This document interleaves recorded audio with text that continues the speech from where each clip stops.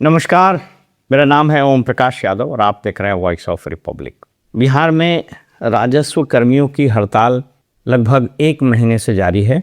राजस्व कर्मचारी जो राजस्व विभाग के सबसे निचले पायदान पर काम करने वाला सरकारी कर्मी है, उसने 11 फरवरी से अपनी कई सूत्री मांग को लेकर अनिश्चितकालीन हड़ताल प्रारंभ किया है। उनकी 1-2 दौर की बातचीत विभागीय मंत्री से शायद हुई है, जो मीडिया में खबरें हैं, और लिखित आश्वासन नहीं मिलने के कारण ये लोग हड़ताल पर जाने का निर्णय लिए हैं और पूरा डेडलॉक बना हुआ है। इसी बीच बिहार के राजस्व अधिकारी, जिसमें अंचल अधिकारी और राजस्व अधिकारी दोनों होते हैं, ये लोग भी विगत 2-3 दिन पहले से हड़ताल पर चले गए। इसके कारण पूरा राज्य प्रशासन, राजस्व का जो खासकर प्रशासन है, वो बिल्कुल ठप पड़ा हुआ है।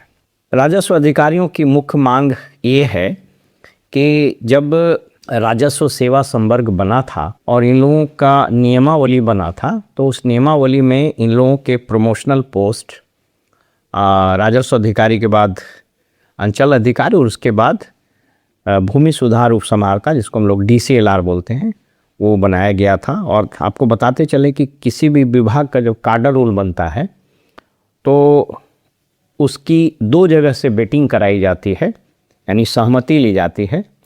कई बार 3 जगह से भी ली जा सकती है। पहला फाइनेंस डिपार्टमेंट, दूसरा GAD सामान्य प्रशासन विभाग जिसको बोलते हैं, और तीसरा लॉ डिपार्टमेंट। स्वाभाविक रूप से ये जो नियमावली बनी है, इसमें इन तीनों का सहमति लिया होगा। इसी बीच और इनफैक्ट पहले से ही जो सामान्य प्रशासन विभाग बिहार प्रशासनिक सेवा का अधिकारियों के लिए जो काडर रूल बनाया है, उसमें भी DCLR का पद, जो उनका बेसिक ग्रेड का पद है, वो उनके लिए रखा गया था। तो ये क्लैश हुआ। इसको लेकर जब बात सामने आई और राजस्व अधिकारियों ने मांग किया कि साहब हमको प्रमोशनल पोस्ट DCLR में दिया जाए, तो जब इन लोगों को नहीं मिला तो ये लोग हाईकोर्ट चले गए। हाईकोर्ट ने कहा कि जब काडर रूल में आपने प्रोविजन किया है तो आप इसको दीजिए। तब जाकर राजस्व विभाग को लगता है ये गलती, इनके लेवल पर जो ये मिस्टेक हुआ कि कैसे एक ही 101 पद पर दोनों अधिकारियों की प्रोन्नति कैसे होगी। तो फिर इन लोगों ने जो राजस्व सेवा संवर्ग का काडर रूल है उसमें संशोधन कर दिया और एक पोस्ट क्रिएट कर दिया, 101 पद क्रिएट कर दिया है, अनुमंडल राजस्व पदाधिकारी। अब ये पूरा डेडलॉक है। ये लोग डिमांड कर रहे हैं कि DCLR पद पर हमारी प्रोन्नति हो और सरकार इन लोगों को देने के मूड में नहीं है। तो ये पूरा मामला है मुख्य रूप से। और फिर राजस्व कर्मचारियों की जो कई मांग है, मैंने कई वीडियो ही बनाए हैं, उसमें मुख्य रूप से 3-4 मांगे हैं।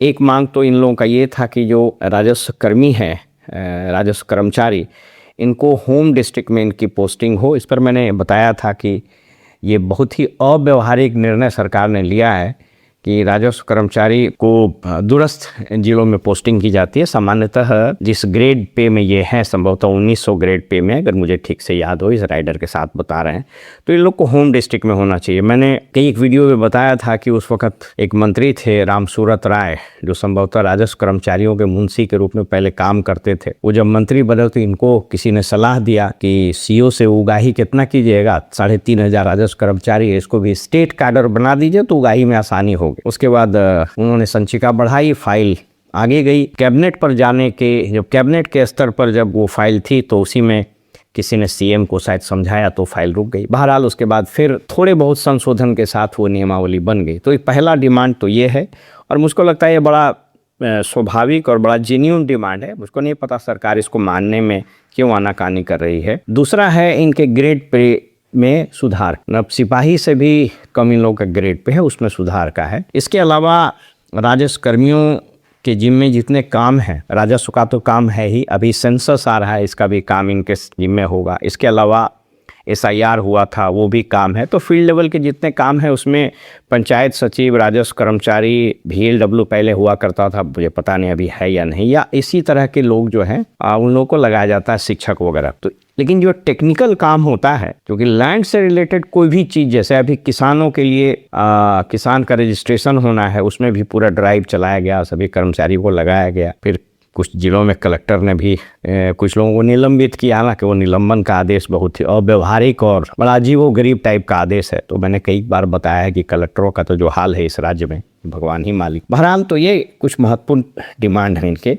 इसी बीच राजस्व अधिकारी लोग भी डिमांड लेकर के चले गए, और लेकिन राजस्व अधिकारियों का मुख्य डिमांड यही है कि इनको DCLR के 101 पद पर इनकी पोस्टिंग की। अब समस्या ये है कि ये पूरा जो स्ट्राइक है वो बिल्कुल डेडलॉक में पड़ा हुआ है। मुझको कुछ लोगों ने बताया कि संभवतः इसके पहले जब दीपक कुमार सिंह और उस वक्त जो मंत्री थे, हमको लगता है शायद संजय सरावगी मंत्री रहे होंगे अगर मुझे ठीक से याद है, तो उन लोगों के समय में कुछ वादे हुए थे तत्कालीन मुख्य सचिव अमृतलाल मीना के मध्यस्थता पर या उनके उपस्थिति में। तो वो बाकायदा एक जो प्रोसीडिंग्स थी मंत्री मीटिंग की, वो प्रोसीडिंग्स पर भी शायद दस्तखत हुआ, मुझको कुछ लोगों ने भेजा भी है, मैं उसको दिखाने का प्रयास करता हूँ। उसके बाद फिर अब ये सरकार कह रही कि नहीं वो तो प्रोसीडिंग था, उस पर हम लोग आदेश नहीं निकाल सकते हैं, तो हम लोग इन बिंदुओं पर मतलब सरकार अडिग है कि हम DCLR का पद नहीं देंगे। सरकार की शायद ये समझ है कि अंचल अधिकारी को अगर प्रमोट कर दिया जाता है DCLR के पद पर तो ये लोग बहुत अच्छे से काम नहीं करेंगे। कुछ लोगों ने यह भी बताया कि साहब अंचलों में जितना व्यापक भ्रष्टाचार है और अंचल अधिकारी, कुछ अंचल अधिकारी, मैं ये पहले तो ये डिस्क्लेमर दे दूं कि मैं न तो किसी को सर्टिफिकेट दे रहा हूं, न मैं उसको कोई टैग दे रहा हूं। एक सामान्य सी बात है कि समाज में 80-20 का रूल होता है। 80% लोग, मेरी ये मान्यता है कि अच्छे ही होते हैं और 20% लोग उसमें गड़बड़ी करते हैं। लेकिन समाज की दूसरी परसेप्शन ये है या समाज का एक यथार्थ है कि हम लोग नकारात्मक बातों पर ज़्यादा बात करते हैं। तो इससे आज कोई इनकार नहीं कर सकता है कि सरकार के अन्य विभागों की तरह राजस्व विभाग में भी व्यापक भ्रष्टाचार है, इससे कोई इनकार नहीं कर सकता है और पब्लिक में भी परसेप्शन बहुत गड़बड़ हुआ। हालांकि इसके लिए मैंने कई वीडियो में बात की है कि यह समस्या एक दिन की है नहीं, इसलिए यह समस्या एक दिन में ठीक होगी नहीं।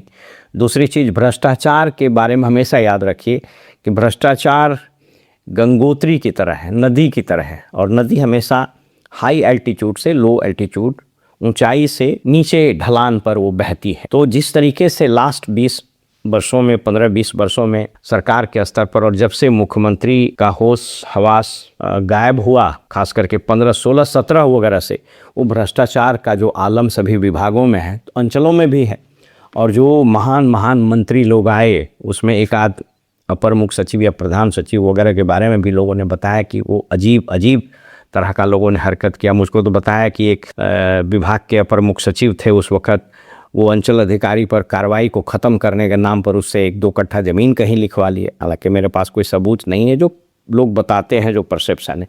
लेकिन एक चीज़ तो तय है कि जिस तरीके का भ्रष्टाचार राजस्व विभाग में right from minister down to हल्का कर्मचारी है, वो लोगों को बहुत परेशान कर रहा है। राजस्व विभाग का भ्रष्टाचार से जनता सबसे ज़्यादा पीड़ित इसलिए होती है कि एक तो सीधे इंटरेक्शन है, जिन लोगों के पास भी ज़मीन है या फिर ज़मीन नहीं भी है और उसको पर्चा मिला है, तो अधिकांश लोगों का ज़मीन से वाबस्ता होता है, तो वो एक्सपीरियंस ये लोग करते हैं। मैं आज आपको 2-3 बात बताना चाहता हूँ। मैं इस वीडियो में न तो सरकार का पक्ष ले रहा हूँ, न तो राजस्व कर्मियों का पक्ष ले रहा हूँ, लेकिन जो फैक्ट है मैं उसको बताना, पहले इसको समझने की ज़रूरत है। पहली चीज़ कि अगर सरकार में स्ट्राइक होता है तो ये पॉलिटिकल लीडरशिप के कॉम्पिटेंस पर डिपेंड करता है कि पहले तो हड़ताल नहीं होनी चाहिए। अगर पॉलिटिकल लीडर्स मजबूत है, विजनरी है, कॉम्पिटेंट है, या उसकी एक्सेप्टेबिलिटी, उसकी स्वीकार्यता एक क्रॉस द डिपार्टमेंट है, तो ज़्यादातर मामलों में हड़ताल नहीं होता है। लेकिन अगर हड़ताल हुआ है तो हमेशा पॉलिटिकल लीडरशिप और गवर्नमेंट को उसके भीतर जाकर बगैर किसी पूर्वाग्रह के और बगैर किसी वेंजेंस के, बगैर किसी तरह से दुश्मनी निभाने के, उससे ओपन होकर बात करना चाहिए और चीज़ों को समझना चाहिए। हो सकता है कि 100% मांग सही नहीं हो, लेकिन कुछ तो मांग जरूर होंगे जो अच्छे होंगे, सही होंगे, जेन्युइन होंगे, और कुछ मांग ऐसे होंगे जिसको तुरंत लागू किया जा सकता है। अब इसमें जो अभी लग रहा है वो पूरा एकदम कंप्लीट डेडलॉक है। अखबारों में जो खबर छप रही है उसके हिसाब से अंचल अधिकारियों के चार्ज को बीडीओ को दे दिया गया, तो ये तो जस्ट एक कॉस्मेटिक एक्सरसाइज है। अंचल अधिकारी का काम बीडीओ क्या करेगा, और स्पेशली तब जबकि सारा चीज़ ऑनलाइन है और राजस्व कर्मचारी भी हड़ताल पर। लैंड का हर मामला राजस्व कर्मचारी से ही ऊपर आता है, इसलिए कई बार हम लोग बोलचाल की भाषा में बोलते थे कि ऊपर डीसी नीचे केसी, यानी डिस्ट्रिक्ट कलेक्टर और कर्मचारी। और दुर्भाग्य से विगत 1-1.5 दशक में डीसी को तो बर्बाद कर ही दिया, नहीं डिस्ट्रिक्ट कलेक्टर को तो सरकार ने बर्बाद कर ही दिया, और राजस्व कर्मचारी भी बर्बाद ही हो गया। इसलिए जब डीसी और केसी दोनों खत्म हो गया है तो आप अंदाज़ा लगा सकते हैं कि राजस्व प्रशासन का इस राज्य में क्या हालत होगा। अभी एक पत्र भी मैं देख रहा था, किसी ने हमको भेजा है कि बोर्ड मिसलेनियस रूल के किसी नियम का हवाला देते हुए कि त्रैमासिक और वार्षिक ये इंस्पेक्शन होना चाहिए।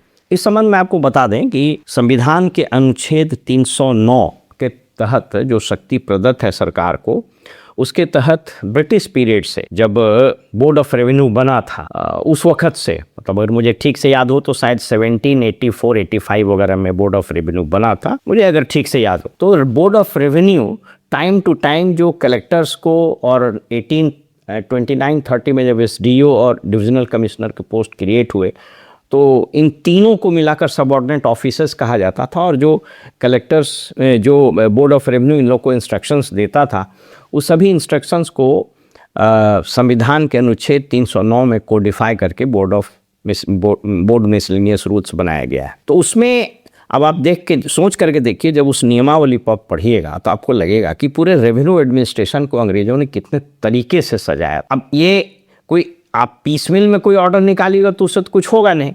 उसमें जो इंस्पेक्शन की बात थी वो इंस्पेक्शन कलेक्टर्स को करना था या फिर रेवेन्यू ऑफिसर को। अब कलेक्टर्स का जो हालत हुआ है पिछले 2-3 दशकों में, और ख़ास करके इधर 10 से 15 साल में, कलेक्टर हो गया यहाँ ठेकेदार और कलेक्टर हो गया यहाँ पॉलिटिशियन। वो एक कैमरा वाला लेगा, हालांकि सरकार ने एक ऑर्डर निकाला है लेकिन उसका कितना असर होगा भगवान जाने। इस राज्य में तो जब बीमारी लगती है, मुख्यमंत्री जब बीमार है तो बाकी लोग को क्या कहा जाए।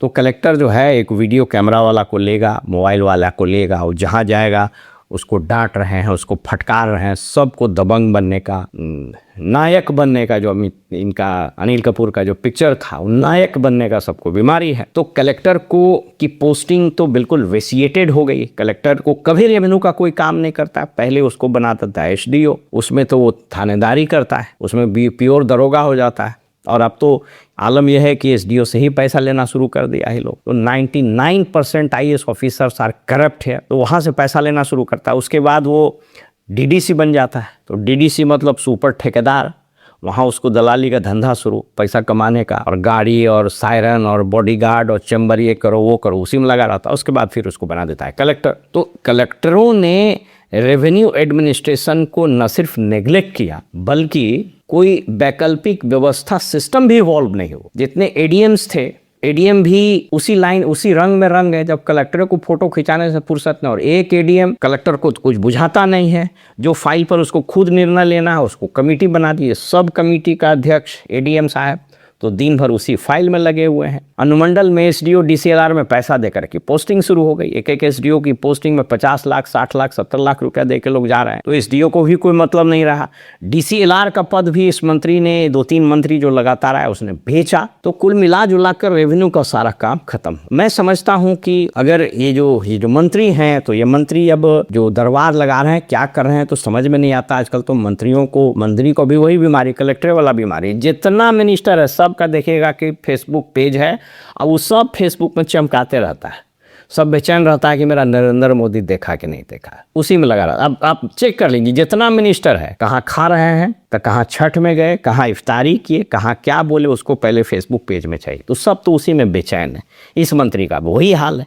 ये तो और डपोर संखी मंत्री है, इतना न बोलता है कि लगता है कि पूरे महात्मा गांधी के बाद यही शायद आए थे। तो बहरहाल अगर सरकार को रेवेन्यू एडमिनिस्ट्रेशन को ठीक करना है तो मैं एक शुरू में ही अपना एक राइडर दे दूं कि यह बीमारी एक दिन में हुई नहीं, इसलिए एक दिन में बीमारी ठीक नहीं हो। पहले तो कुछ फैक्ट्स को एक्सेप्ट ये ऑफिसर्स को भी करना होगा और सरकार को भी करना होगा। पहला फैक्ट ये है कि लाइक एनी अदर डिपार्टमेंट, जितने भी विभाग है उस विभाग की तरह राजस्व विभाग भी भ्रष्टाचार में अकंठ डूबा हुआ। ज्यादा नजर क्यों आता है? तो ज्यादा इसलिए नजर आता है कि ये पब्लिक से सीधे जुड़ा हुआ है। ब्लॉक की भी स्थिति बहुत अच्छी नहीं है, उसकी भी स्थिति खराब है। अभी आप देखिए, एक वीडियो का पकड़ाया, मैंने 10 साल की नौकरी है, 21 को 22 को कहाँ प्लॉट लिए हुए। लेकिन ब्लॉक का बहुत न्यूज आपको नहीं आएगा, इसलिए कि वहां पर एक शॉक एब्जॉर्बर जो है, पंचायत का प्रतिनिधि है, मुखिया, वार्ड सदस्य, पंचायत समिति वगैरह वगैरह, तो पहले तो एक्सेप्ट कीजिए कि ये भ्रष्टाचार में अकंठ डूबा हुआ। मेरी आज कुछ लोगों ने मुझे फ़ोन भी किया था, तो मैंने कहा कि पहले तो एक चीज़ समझना चाहिए, हर कैडर को, जो उसका संघ होता है,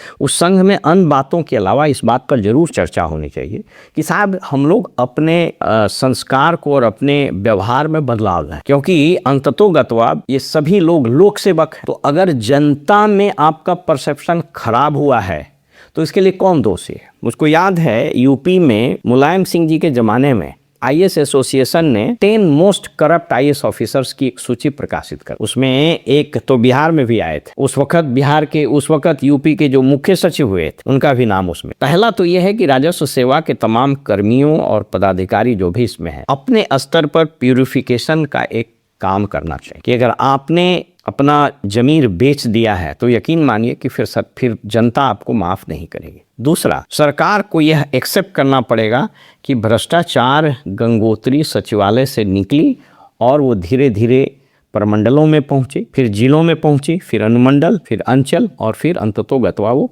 हल्का तक पहुंची। तो इस चीज को पहले एक्सेप्ट करना होगा कि भ्रष्टाचार आप ही ने शुरू किया है, इसलिए पहले आपको खत्म करना पड़ेगा। ये सुनिश्चित करना पड़ेगा कि किसी ट्रांसफर पोस्टिंग में किसी को कोई पैसा नहीं लगेगा। सचिवालय में बैठा हुआ जो बाबू लोग हैं, सहायक से लेकर के और बाकी लोग तक, लोग 10-10 साल से जमे हुए हैं। क्यों जमे रहेंगे 10 साल? एक से एक मठाधीश है, जिसका पैसा ले लिया तो फाइल नहीं पुटअप, पैसा नहीं लिया तो फाइल पुटअप, प्रमोशन का फाइल बढ़ेगा नहीं, दंड देने वाला फाइल तुरंत बढ़ जाएगा। ये सब बीमारी है, इसको पहले ऑन प्रिंसिपल एक्सेप्ट करना पड़ेगा। कहता ना, charity begins from your home. सुधार की कार्रवाई पहले आपसे शुरू करनी होगी, तो वहाँ से शुरू होनी चाहिए। तीसरी चीज़ कि संस्थागत सुधार के लिए एक कम से कम 1 ईयर प्रोग्राम बनाना चाहिए राजस्व एवं भूमि सुधार विभाग। And this reform in revenue administration must begin from at least divisional headquarter. Divisional, मैं ऐसे डिविजनल कमिश्नर्स को जानता हूँ, मैं नाम नहीं खोल रहा, मैं जानता हूँ। डीटीओ से महीना पैसा लेता, सप्लाई ऑफिसर से महीने का पैसा लेता, वो ब्लॉक अंचल में इंस्पेक्शन के नाम पर पैसा वसूली कर। तो ये डिविजनल कमिश्नर, ऐसा रद्दी डिविजनल कमिश्नर आप लोगों ने बनाया है जो घिना दिया है। एक ऐसा डिविजनल कमिश्नर मैं जानता हूँ कि जब वो पटना आता था तो सब्जी तसिलवा करके गाड़ी में रख करके सब्जी लेके आता।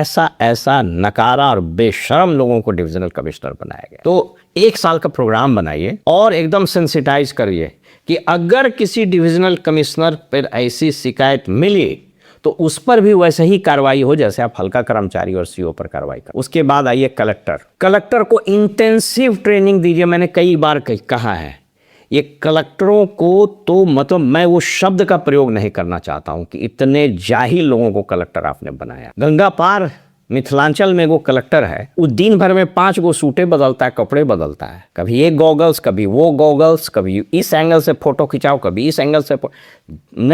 जाहिलपनी का सारा सीमा तोड़ दिया है। उसको एक ही चीज़ है कि हमारा चेहरा दीपक बाबू के पास जा रहा है कि नहीं जा रहा है, नीतीश बाबू के पास जा रहा है कि नहीं जा रहा है, मुख्य सचिव के पास जा रहा है कि नहीं। ऐसे जोकरों को जो आपने कलेक्टर बनाया है, फेज वाइज इनको इंटेंसिव ट्रेनिंग दीजिए रेवेन्यू की।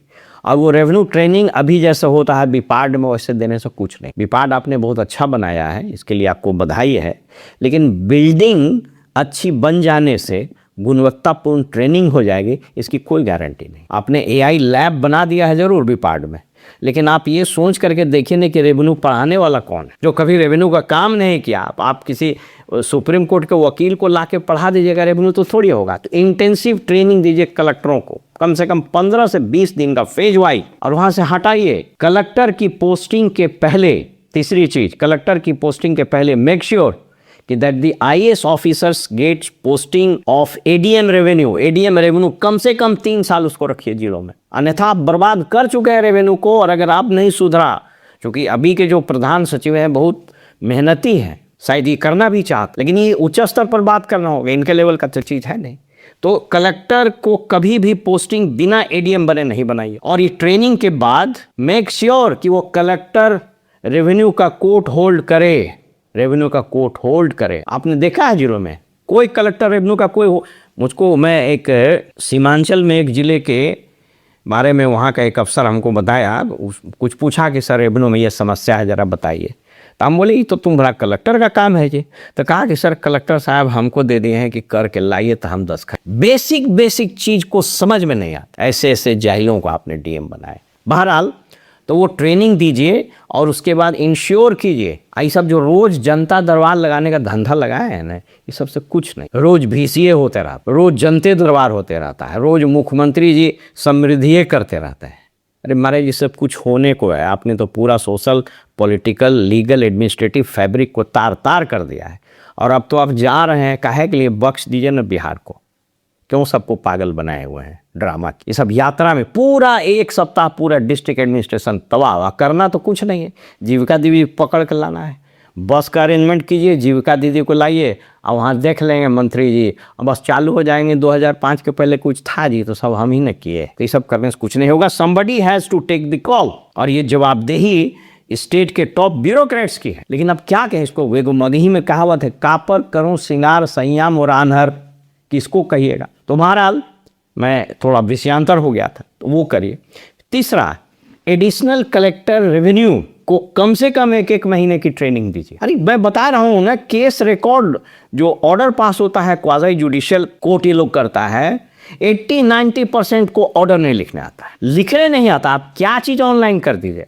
अरे भाई कंप्यूटर तो एक टूल है, गार्बेज इन गार्बेज आउट, और सब एक से एक विद्वान है, कहता चैट जीपीटी से लिख दीजिए। चैट जीपीटी का इस्तेमाल करिए, लेकिन अगर आपने ये धंधा अपना दिया कि चैट जीपीटी, अब देखे ना सुप्रीम कोर्ट ने कहा ना, सुप्रीम कोर्ट में कई मामले आए जिसमें चैट जीपीटी से लोग निकाला, और जिस केस का रेफरेंस दे रहा हूँ वैसा केस तो कोर्ट में हुआ ही नहीं था। इट इज़ ए टूल, और ये तो आपकी माइंड रीड करके आपके हिसाब से बनाता है। तो अगर माने जो एकदम नकारा अफसर है वो, उसका चैट जीपीटी वो इसने आंसर बनावेगा, इससे कुछ नहीं होगा। तो लैंड रेवेन्यू का training intensive additional collector revenue को दी, एंड इंश्योर कि कोई कलेक्टर फालतू का काम उसको नहीं दे, धंधा लगाए हुए हैं सब चीज। He must perform the revenue work, quality order लिखा है। उसके बाद नीचे आइए, बात करिए सीएम से, चीफ सेक्रेटरी से अगर संभव है तो, और दीपक कुमार से, कि पैसा लेके कम से कम एसडीओ का पोस्टिंग नहीं कर, सीनियर जूनियर का ख्याल रख। एसडीओ को भी वैसी ट्रेनिंग दीजिए, मतलब आईएएस और बीएस ऑफिसर्स को इंटेंसिव ट्रेनिंग की जरूरत है रेवेन्यू को। They are essentially revenue officers, लेकिन रेवेन्यू छोड़कर सब काम कर, तो ये लोग को पूरे ट्रेनिंग देने की आवश्यकता। Coming to the 4th point, और अगर ये नहीं हुआ तो ये जो चरमना तो गया ही है, किसी दिन जमीन दोज हो जाएगा पूरा। ये अंचल, अनुमंडल और जिला और प्रमंडलीय आयुक्त का जो राजस्व का न्यायालय है, चरमरा के खत्म हो जाए। मुझको याद है, मैं नाम नहीं लूँगा उस डिविजनल कमिश्नर का, उसका एगो किरानी को बना दिया है प्रशासनिक पदाधिकारी, और वो प्रशासनिक पदाधिकारी कोरस्पोंडेंस करता है नीचे एडीएम, डीसीएल और एसडीओ पर। वो जिस ढंग का लेटर लिखता है वो हाईली ऑब्जेक्शनेबल है। एक क्लर्क आदमी, उसको वो कमिश्नर बना दिया है, एडमिनिस्ट्रेटिव ऑफिसर, और डिविजनल कमिश्नर के बिहाफ में वो चिट्ठी लिख रहा है। ये विभाग को मालूम है कि नहीं मालूम, मुझको नहीं मालूम, और अगर नहीं मालूम है तो बहुत दुखद, शर्मनाक और दुर्भाग्यपूर्ण बात। और ऐसा इसलिए होता है कि किसी डिविजनल कमिश्नर पर आज तक कोई कार्रवाई हुई है? आपको बता देते हैं कि जो 9 गो डिवीज़न है ना, बढ़िया से जांच कर लीजिए कहाँ कहाँ से ये सब वसूली कर रहा, सब पता चल जाएगा, सब पता चल जाएगा। लेकिन फिर वही बात, कापर करूं सिंगार संयम और आन्हर। जिस राज्य का मुख्यमंत्री का ही ऊपर वाला पोर्शन खत्म हो गया हो, उस राज्य का तो दुर्भाग्य होना तय, क्या करिएगा। तो ये, और जो अंतिम बात मैं बता रहा था कि अगर सरकार राजस्व प्रशासन को सुधारना चाहती तो आप डिस्ट्रिक्ट, आप अब तो संभव नहीं, अभी क्लर्क की बहाली जो कीजिएगा, किसी जिले में कोई रोस्टर का पता नहीं है तो असंभव है। आप एक एक्ट बना दीजिए या एक रूल बना दीजिए, और फ्रेश अपॉइंटमेंट ट्रीट करके, और डिस्ट्रिक्ट में आप एक अनुमान निकाल लीजिए और मल्टीपर्पस क्लर्क्स की नियुक्ति कीजिए। Multipurpose in the sense he must be proficient in computer, उसको इंटरनेट की अच्छी जानकारी हो, एक्सेल, वर्ड, पावर पॉइंट ये सब बनाना जानता हो और उसको डिस्ट्रिक्ट कैडर में रखें। इंटेंसिव कीजिए। आप चले जाइए ना, ब्लॉक में चले जाइए, एगो BDO साहब, एगो BLO साहब, एगो BCO साहब, तो फलाना साहब, सब साहब हैं, और 2 किरानवे 8 गो अफसर हैं। अंचल में चले जाइए, एगो CO साहब, एगो कंप्यूटर ऑपरेटर वही नाजिर है, वही बड़ा बाबू है, अकाउंटेंट सब वही। तो क्या, तो किसी ने बीमारी दे दिया, मुख्यमंत्री को बता दिया, इतना बहाल कर दिया सर। अगर अफसरों के बहाली से सुधर गया होता प्रशासन, तो अंग्रेज पागल थे, कैसे चला लिए। अंग्रेजों ने ऐसी शिक्षा प्रणाली डेवलप की कि एक क्लर्क्स की फौज खड़ा कर दी, काम तो वहीं से होता था। तो अब इस राज्य में काम क्या हो रहा है, कंप्यूटर ऑपरेटर हो रहा है। कंप्यूटर ऑपरेटर कौन बहाल करता, बेल्ट्रॉन कौन कराता है, तो वो मंत्री जी का उर्मिला इंटरप्राइजेस लूट रहा है। तो ये कौन बुद्धि दे हमको नहीं पता है, तो हम फ्री में भी बुद्धि दे रहे हैं। ये जल्दी करिए, और ऐसा करने में 1 साल का समय लगेगा। अभी आपके पास समय है। अगर 1 साल में इतना काम कर दिए तो आप यकीन मानिए आशातीत सफलता होगी। रेवेन्यू और राजस्व कर्मचारियों के साथ ओपन होकर बात करिए, उसको समझाइए भी, उसको इंश्योर कीजिए कि आपके ट्रांसफ़र पोस्टिंग में कोई पैसा नहीं लगेगा, उसको इंश्योर कीजिए कि आपके प्रमोशन में पैसा नहीं लगेगा, उसको इंश्योर कीजिए कि जिलों में CO राजस्व कर्मचारी को हल्का देने में पैसा नहीं लगेगा, उसको इंश्योर कीजिए कि जिला में कलेक्टर उसको अंचलों में पोस्टिंग करने में पैसा नहीं लेगा। आपका सारा कलेक्टर पैसा लेता है, आपको पता नहीं है तो पता कर ले। सारा कलेक्टर एक आध अपवाद को छोड़ दीजिए, जो शायद किसी में बचा हुआ सब पैसा लेता है। इन चीज़ों को करिए। मैं सिर्फ यही कहना चाह रहा हूँ कि जो गवर्नमेंट होता है वह गार्जियन की तरह काम करता है, और गार्जियन का, अभिभावक का 3 पहचान है। पहला, उसका दिल बड़ा होना चाहिए। दूसरा, उसका विज़न बहुत व्यापक होना चाहिए। और तीसरा, हमेशा वो संस्थागत चीज़ों में बिलीव करें। You will have to again revive this institution. मैं ये नहीं कर रहा हूँ कि रिक्रिएट कीजिए, आप लोग क्या रिक्रिएट कीजिएगा। Revenue administration was an institution which was developed by the Britishers. सिर्फ उस रेवेन्यू एडमिनिस्ट्रेशन को आप फिर से पुनर्जीवित कर दीजिए तो आपके सारे काम दुरुस्त हो जाएंगे। अगर आपने डिविजनल कमिश्नर को ठीक नहीं किया, कलेक्टर को ठीक नहीं किया, एडिशनल कलेक्टर को ठीक नहीं किया, DCLR को ठीक नहीं किया, तो आप हल्का कर्मचारी और CO को लाठी मारते रहिएगा, कुछ नहीं होने वाला है। ये अव्यवस्था बहुत अलार्मिंग प्रोपोर्शन एज्यूम कर रहा है। अब आप सोच करके देखिए कि पूरा रेवेन्यू एडमिनिस्ट्रेशन का काम बंद है, लैंड से रिलेटेड रोज मामले दर्ज हो रहे हैं। परिमार्जन के बारे में तो बता ही दिए कि तत्कालीन सरकार, उस वक़्त के मंत्री और उस समय के प्रधान सचिव और अपर मुख्य सचिवों ने क्या किया, तो इसको ऐसे समझिए कि सुई को छींट दिया घास में और फिर उसको चुनवा रहा है। किसने लैंड डिजिटाइजेशन में पैसा खाया, क्यों गलती एंट्री हुई, कौन वो निर्णय लिया था, किसी पर कोई कार्रवाई हुई? सर्वे 2011 में शुरू किया था, सारा कलेक्टर ने गलत सर्वे किया, किसी कलेक्टर पर कार्रवाई हुई? क्यों नहीं हो रही है? तो सिर्फ किसी को बलि का बकरा बना देने से न तो सरकार चलती है और न ही समाज चलता है। सरकार को व्यापक नज़रिया लेना चाहिए, गार्जियन होने का फ़र्ज़ निभाना चाहिए, व्यापकता से चीज़ों को समझिए, विज़न लीजिए, बड़ा दिल उठाइए और इसको संस्थागत इंस्टीट्यूशनल स्टेप्स लीजिए। रिवाइव द इंस्टीट्यूशन, नहीं तो जनता में जितना आक्रोश पनप रहा है, ठीक है, अभी तो हल्का कर्मचारी पिटाएगा, CO पिटाएगा, DCLR SDO पिटाएगा, कलेक्टर का थुराना भी शुरू हो जाएगा, और ये आक्रोश जिस दिन सचिवालय पहुंचा, ये मंत्री लोग भी पिटाना शुरू करेंगे। हम पूरे जवाबदेही के साथ आपको बोल रहे हैं, इतना आक्रोश है ज़मीन पर, जितना परेशान है जनता। और इस राजस्व विभाग से जुड़े हुए राजस्व कर्मचारी और राजस्व अधिकारियों से भी मेरा निवेदन है कि अंतरात्मा में झांकिए कि क्यों स्थिति ऐसी हुई, क्यों आपके बारे में परसेप्शन खराब हुआ है। मैं मानता हूं कि हर सिस्टम में 80% ठीक ही है, लेकिन जो 20% गड़बड़ कर रहा है, जो बहुत गड़बड़ कर रहा है, उसको भी चिन्हित करके रास्ते पर लाना आपका दायित्व है। संघ में सिर्फ डिमांड पर चर्चा नहीं होती, संघ में इस पर भी चर्चा कीजिए कि आफ्टर ऑल वो कौन ब्लैक शिप है, कौन ये काम कर रहा है। जिस दिन इस सुधार की प्रक्रिया आप स्वयं से शुरू कीजिएगा, जिस दिन ऐसे करप्ट, इनसेंसिबल और वाहियात अधिकारियों के खिलाफ आप लोग स्वयं आवाज़ उठाइएगा, या तो वो राजस्व कर्मचारी हो, राजस्व अधिकारी हो, या IAS हो या BAS हो, कोई भी हो, उस दिन चीज़ें ठीक हो जाएंगी। फिलहाल हमें इजाज़त दीजिए और आप देखते रहिए वॉइस ऑफ रिपब्लिक। नमस्कार।